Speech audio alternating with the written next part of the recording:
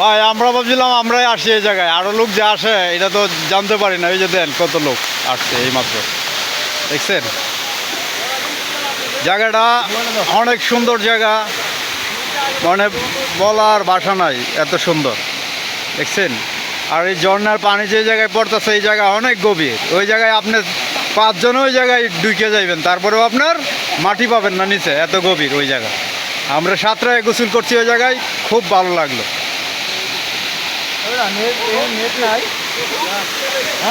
খুব সুন্দর একটা জায়গা দেখছেন, মানে বলার মতো ভাষাই নাই, এত সুন্দর জায়গা। এনে খুব এত লোক আসে না, হঠাৎ হঠাৎ আসে, কারণ এই জায়গাটা এত চর্চা না। আমি জানি না।